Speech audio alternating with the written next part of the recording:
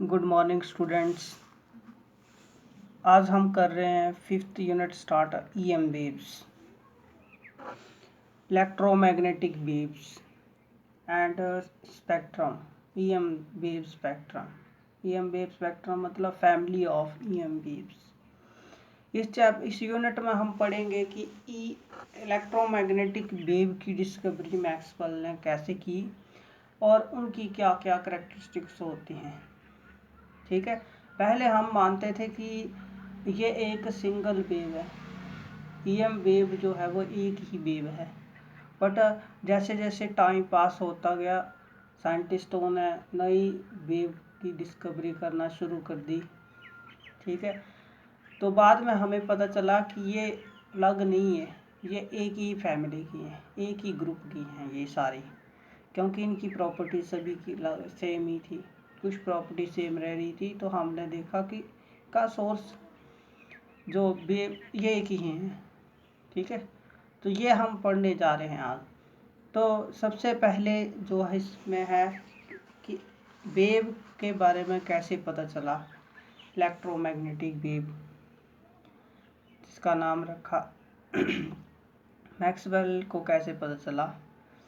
तो सबसे पहले है कि मैक्सवेल ने क्या किया, उसने जो एम्पियर ने ला दिया था मैग्नेटिज्म का, एम्पियर सर्कुलर ला था, उसको उन्होंने जब वो कैपेसिटर के ऊपर काम कर रहे थे, कैपेसिटर चार्ज हो कर रहे थे, तो वहाँ पर उन्होंने देखा कि जो एम्पियर का ला था वो इनकम्प्लीट हो गया। उन्होंने वहाँ एम्पियर को पकड़ लिया, जो ला दिया था उन्होंने कि एम्पियर ने जो ला दिया है वो इनकंसिस्ट है, वो गलत नहीं है ठीक है, बट उसमें थोड़ी कमी है, वो पूरा नहीं है, कंप्लीट नहीं है। ठीक है, तो उन्होंने वहाँ पर उसको फिर मॉडिफाई करके जो है वो लॉ बनाया, जिसको बोलते हैं मॉडिफाइड फॉर्म ऑफ मैक्सवेल। तो पेपर में आता है कई बार, वेरी इंपॉर्टेंट है कि कैसे इनकम्प्लीट किया एम्पियर ने और नया लॉ कैसे बनाया। तो यही हम कर रहे हैं।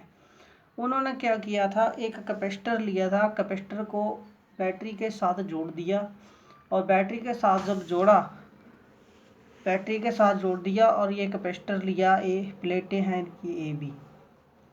ठीक है, तो जहाँ से करंट जब चली जहाँ पर, तो आपको पता है करंट को हम उस करंट दो इफेक्ट दिखाता है, एक मैग्नेटिक और एक हीटिंग इफेक्ट। तो करंट का कैसे पता चलता है कि तार में करंट चल रहा है, उसके इफेक्ट से। तो जहाँ बैटरी से जोड़ा कैपेसिटर को, ठीक है, एक नीडल रखी उन्होंने, नीडल जहाँ पर रखी तो नीडल मुड़ जाती है, घूम जाती है, जहाँ बाहर तार के बाहर रखी तो इसका मतलब जहाँ फील्ड बन रही है, क्योंकि करंट चल रहा है तो इसके अंदर करंट जा रहा है तो फील्ड बन रही है। तो मैक्सवेल की एम्पियर की अकॉर्डिंग यहाँ तो ठीक है, तार में जो कंडक्शन की वजह से, प्रोसेस की वजह से करंट चल रही है तो इसको कंडक्शन करंट बोलते हैं। ठीक है, बट प्लेटों के बीच कोई करंट नहीं है, कोई करंट नहीं जा रहा, जहाँ तो वैक्यूम है, जहाँ इंसुलेटर होगा तो जहाँ तो कोई करंट नहीं चल रहा अंदर। बट जब वो नीडल रखते हैं तो जहाँ नीडल हिल जाती है, नीडल घूमती है, हम उड़ जाती है, मैग्नेटिक इफेक्ट देखती है।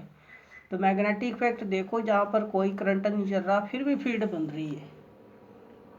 तो मैक्सवेल एम्पियर ने तो बोला था कि फील्ड जो किसी लूप में जब फील्ड बनेगी वो तो होगी म्यू नॉट टाइम करंट। तो करंट तो जा नहीं रहा फिर भी फील्ड मिल रही है, तो इसका उन्होंने बोला तो ऐसा तो हो नहीं सकता। इसका मतलब क्या हुआ, और क्रिचॉफ्स की अकॉर्डिंग भी जितना करंट आ रहा है उतना जाएगा भी। तो जहाँ इस प्लेट पे अगर करंट आ रहा है तो जाना भी है। ठीक है, तो इसका मतलब फिर एम्पियर का लॉ जो है वो ठीक नहीं है, एम्पियर में कहीं ना कहीं गड़बड़ी है, ये उन्होंने बोला। ठीक है, और मैथमेटिकली भी बताया। फिर तो उन्होंने बोला कि यहाँ पर जो बीच में अगर magnetic needle magnetic effect show कर रही है तो जहाँ करंट जरूर पैदा हो रहा होगा। और करंट कौन, सिर्फ फील्ड वेरी कर रही है, कभी प्लस इधर आ रहा है, माइनस इधर, फील्ड इधर लग रही है, थोड़ी देर बाद प्लस इधर हो जाता है, माइनस इधर, तो इधर हो जाती है। डिस्चार्ज होता है, चार्ज होता है, डिस्चार्ज, तो फील्ड वेरी करती है। तो जहाँ प्लेटों में फील्ड वेरी कर रही है तो इसका मतलब ये ज़रूर करंट पैदा कर रही होगी। ठीक है, तो बेरिंग इलेक्ट्रिक फील्ड करंट पैदा कर सकती है और मैग्नेटिक फील्ड पैदा कर सकती है, ये उन्होंने बोला था। ठीक है, तो नीडल की हेल्प से उसकी डायरेक्शन भी देखी उन्होंने, कौन सी डायरेक्शन होगी। ठीक है, तो ये नया कंसेप्ट दिया, तो उन्होंने बोला तो ये पूरा लॉ कंप्लीट नहीं है। ठीक है, यही मैं आपको मैथमेटिकली कैसे किया वो हम कर रहे हैं। ठीक है, तो फिर उन्होंने देखिए कि अब जब time varying electric field magnetic field बनाती है, करंट बनाती है, तो वही फील्ड वेरी कर रही है, तो यहाँ करंट पैदा हो रहा है। ठीक है, तो वही मैग्नेटिक फील्ड बेरिंग बना रहा है, ये कंसेप्ट था। तो फिर इसका मतलब जो एम्पियर का लॉ उन्होंने मॉडिफाई लॉ क्या होगा कि जो मैग्नेटिक फील्ड लूप में पैदा होती है वो होती है कंडक्शन, म्यू नॉट टाइम होगी कंडक्शन करंट और डिस्प्लेसमेंट करंट।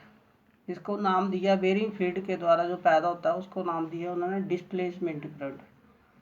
ठीक है, फील्ड की डिस्प्लेसमेंट से होता है, तो इसलिए तो क्या होगा, mu naught time sum of conduction and displacement current के बराबर, ये उन्होंने किया था। तो अब मैथमेटिकली कैसे होगा देखिए, इनकंसिस्टेंस कैसे किया। पहले हमने एक कैपेसिटर लिया, उसकी प्लेटें ए और बी हैं।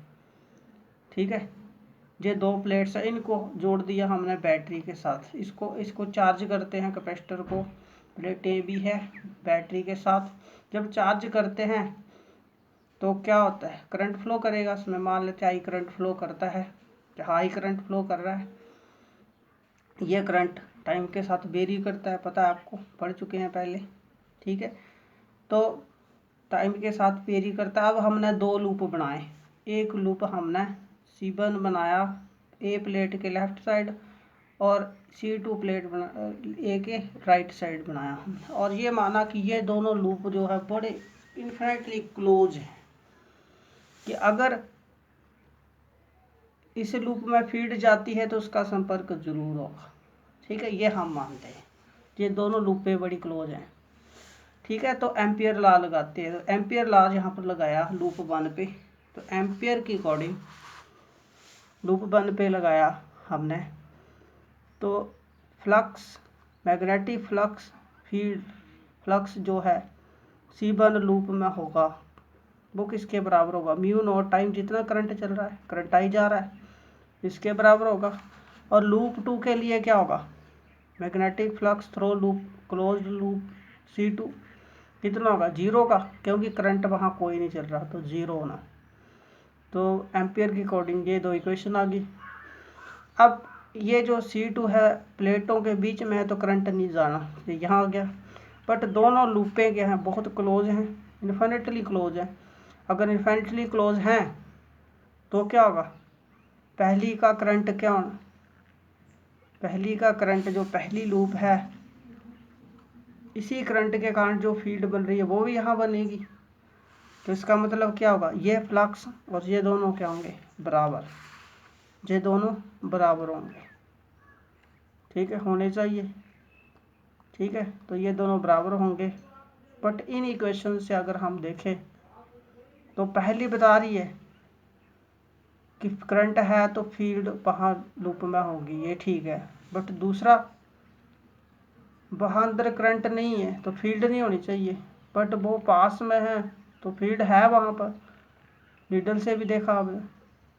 तो इसका मतलब ये कहीं ना कहीं रॉन्ग है, इनकम्प्लीट है, ये लॉ कहीं ना कहीं गड़बड़ी है, कंट्राडिक्ट कर रही है, ये इक्वेशन दोनों को कंट्राडिक्ट कर रही है।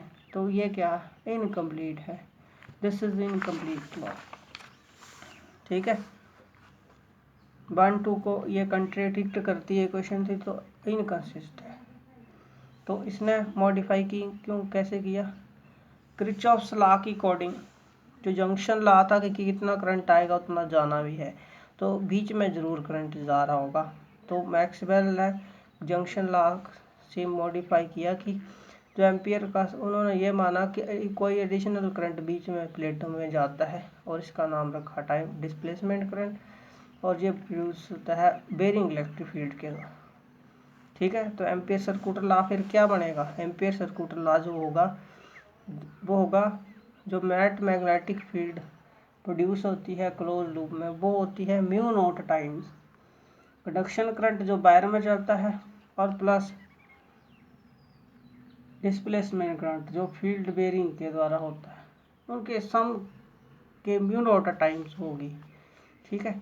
और इसको बोलते भी हैं Maxwell ampere law, Maxwell's amperes circular law बोलते हैं। ठीक है।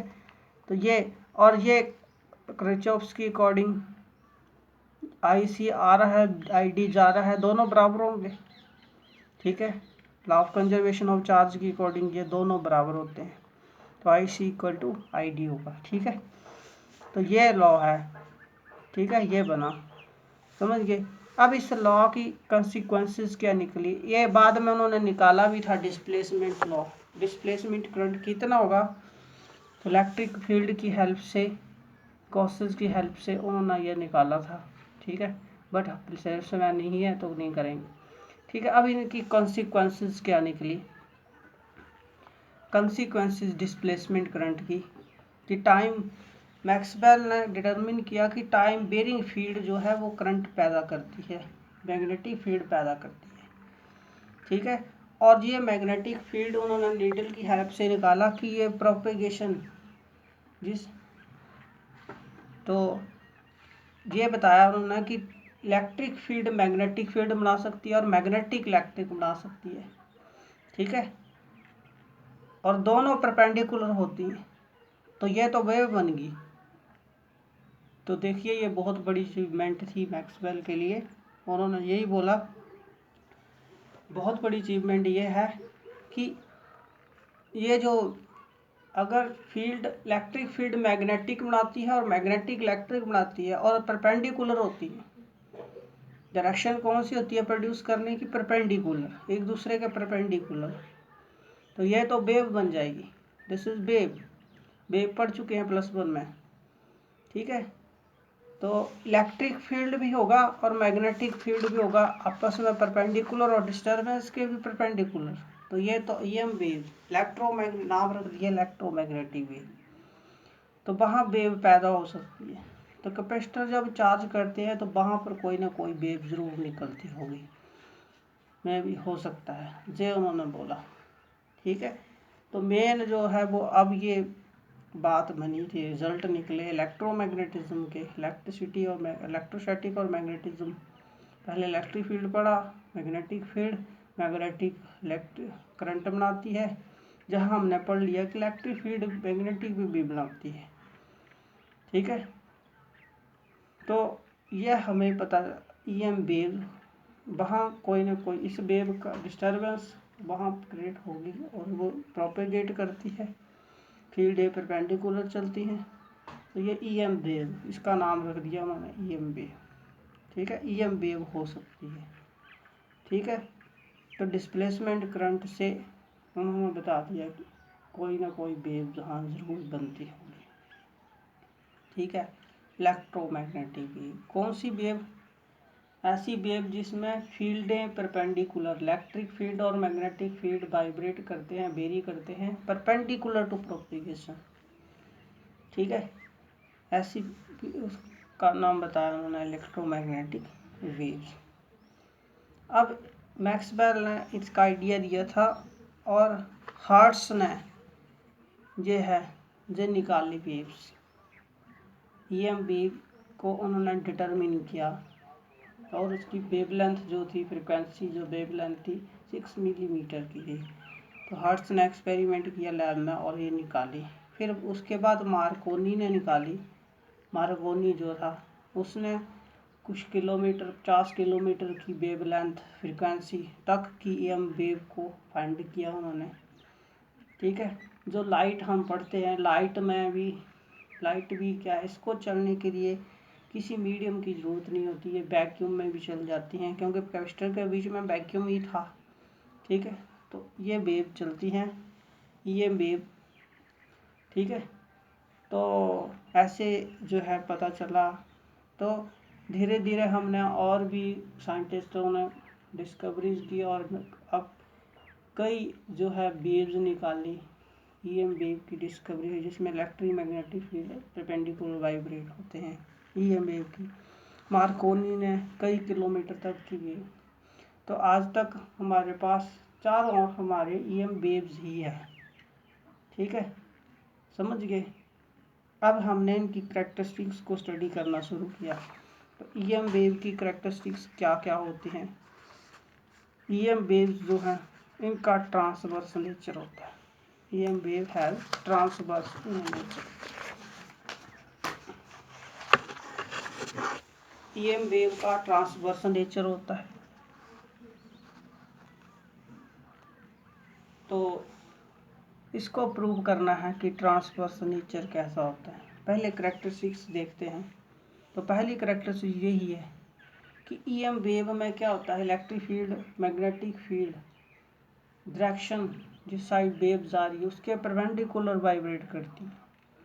ठीक है, तो वेव आपने पढ़ा भी है +1 में कि वेव क्या है और ट्रांसवर्स वेव क्या होती है, जिसमें पार्टिकल वाइब्रेट करते हैं perpendicular to direction of propagation.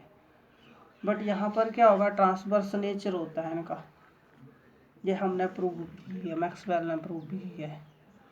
तो ट्रांसवर्स नेचर क्या है, अगर फील्ड वेव का नेचर है जो इलेक्ट्रोमैग्नेटिक वेव का नेचर है जो ट्रांसवर्स नेचर होता है, अगर इलेक्ट्रिक और मैग्नेटिक फील्ड वाइब्रेट करती है डायरेक्शन ऑफ प्रोपेगेशन के परपेंडिकुलर। ठीक है, प्रूव करना है हमें इसको। तो प्रूव कैसे करेंगे, देखिए प्रूफ कैसे कर रहे हैं। हम उल्टा लेके चलेंगे। हमें प्रूव करना है कि इलेक्ट्रिक और मैग्नेटिक फील्ड प्रोपेगेशन के परपेंडिकुलर वाइब्रेट करती है, वेरी करती है परपेंडिकुलर। तो इसके प्रूव करने के लिए हम एक को प्रूव करेंगे कि इलेक्ट्रिक फील्ड परपेंडिकुलर डायरेक्शन के परपेंडिकुलर चलती है, वाइब्रेट करती है, और सिमिलरली मैग्नेटिक फील्ड ले देंगे। ठीक है, तो इसको प्रूव करने के लिए हमने क्या किया, हमने यहाँ पर एक कोई माना क्यूब माना हमने, या एक इलेक्ट्रोमैग्नेटिक वेव मानी हमने। उल्टा मानकर चलेंगे। प्रूव करनी है कि परपेंडिकुलर वेरी करती है, तो हम क्या मानेंगे, हम मानेंगे कि उल्टा मान के चलेंगे। वो कोई वेव एक्स एक्सिस में जाती है और उसकी फील्ड जो है वो वेरी करती है, वो एक्स एक्सिस में वेरी करती है। जो उल्टा मान कर चलेंगे। फिर इस तथ्य को हम गलत कर देंगे कि जो हमने माना है वो गलत है। ठीक है, तो माना एक इलेक्ट्रोमैग्नेटिक वेव एक्स एक्सिस में ट्रैवल करती है। ठीक है, और कौन सी है, इलेक्ट्रोमैग्नेटिक वेव एक्स एक्सिस में जा रही है कोई। एक क्यूब माना हमने और जिसकी जो एजेस हैं वो रिप्रेजेंट करती हैं एक्स, वाई और जेड डायरेक्शन में है। ये एक्स, एक एज इसकी एक्स में है, ये वाई में और ये जेड में है। ठीक है, अब किसी भी इंस्टेंट में अगर ये वेव है तो फील्ड इलेक्ट्रिक भी होनी, मैग्नेटिक भी होनी, वेरी कर रही होगी। तो हमने मान लिया कि किसी भी टाइम में जो इलेक्ट्रिक फील्ड होगी उसकी वैल्यू जो है इस सरफेस के ऊपर OADE, इस सरफेस के ऊपर वहाँ पर एक्स एक्सिस इसकी वैल्यू कितनी है, इस प्लेन में EX वैल्यू है किसी भी टाइम में, और इस प्लेन में EX डैश वैल्यू है किसकी, फील्ड की। ठीक है, जहाँ पर हमने माना, जहाँ पर EX है और जहाँ पर इस सरफेस पे फील्ड कितनी है, कितनी लगती है EX, और इस पे EX डैश लगती है। ठीक है, इसको प्रूव करने के लिए लगेगा गॉस फील्ड निकाल सकते हैं हम गॉस थ्योरम से। तो गॉस थ्योरम लगनी बाय गॉसेस लॉ क्या होना कि total electric flux close through the close surface is equal to Q/0। इतना होगा। सिंस Q 0 है, इसके अंदर कोई चार्ज नहीं है, तो ये फ्लक्स इसके बराबर होना 0 के बराबर, ये हो गया। अब देखिए जो नेट फ्लक्स जाएगा वो किसके बराबर होगा, वैल्यू वर्दी तोड़ दिया इसको हमने क्लोज इंटीग्रल को। तो नेट फ्लक्स जो क्लोज सरफेस से जाएगा वो होगा कि इससे कितना जा रहा है, इस सरफेस से कितना जा रहा है, इस सरफेस से कितना जा रहा है, इससे कितना जा रहा है, तो ये होना इसके बराबर।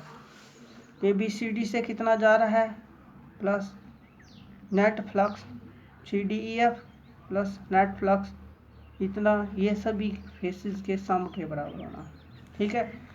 अब देखिए यहाँ पर ये जो दो सरफेस हैं जे वाला BGCF और OADE, जहाँ पर एरिया वेक्टर क्या है इसके फील्ड के अपोजिट, क्योंकि ये तो एक्स में जा रही है, फील्ड इधर है, तो यहाँ 180 है और जहाँ पर 0 डिग्री बाकी सारे 90 है तो 0 हो जाएंगे। तो इस सरफेस और इस सरफेस में ये जो ये है ये सेम डायरेक्शन में, ये अपोजिट है, तो देयरफॉर इक्वेशन बन जाएगी, ये बन जाएगी, ये बचेगा यहाँ पर, ये बचेगा और ये, तो इसके सम के बराबर हो गया। ये भर दो, A डॉट B होता है B cos थीटा, तो cos 180 होगा और जहाँ 0 होगा, ये हो गया। अब जहाँ पर EDS ये आ गया, कांस्टेंट है, जहाँ वैल्यू कितनी है इस सरफेस पे E कितना है, EX है, ये हो गया। और टोटल सरफेस मान लिया हमने S, तो ये आ जाएगा। यहाँ पर भी वैल्यू AX डैश है इस सरफेस के लिए और ये हो गया S, तो ये आ जाएगा, दोनों बराबर हो जाएंगे, इधर चला गया बराबर, S से S कट गया। तो यहाँ से क्या पता चला, कोशिश हमें बता रहा है कि ये जो फील्ड की वैल्यूज़ हैं ये बराबर होगी, बराबर होगी मतलब जितनी यहाँ होगी उतनी यहाँ होगी। तो यह तो वेरी नहीं कर रही है, तो ये वेरी नहीं कर रही है, इसका स्टैटिक नेचर है, वेव का स्टैटिक नेचर। तो वेव का स्टैटिक तो हो नहीं सकता, वो तो पॉसिबल नहीं है। अगर वो नहीं हो सकता तो इसका मतलब हमारा असम्पशन गलत है कि वेव एक्स एक्सिस में ट्रैवल कर रही है। इलेक्ट्रिक की फील्ड जो है, इससे पता चला कि फील्ड का स्टैटिक नेचर है, वो तो हो नहीं सकता। अगर स्टैटिक नहीं हो सकता, ठीक है, तो इसका मतलब जो हमने असम्पशन लिया था वो गलत है। ठीक है,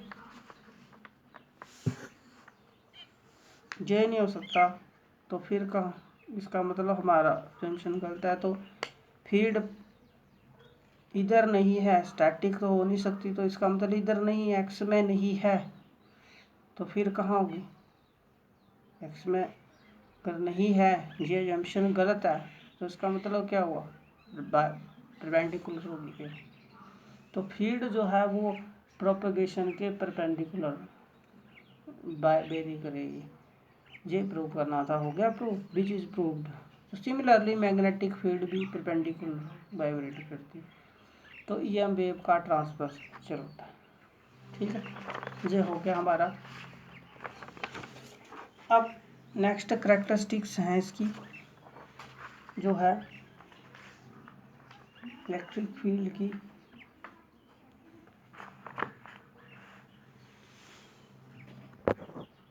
कि ये जो इलेक्ट्रिक फील्ड की जहाँ तक ये करते हैं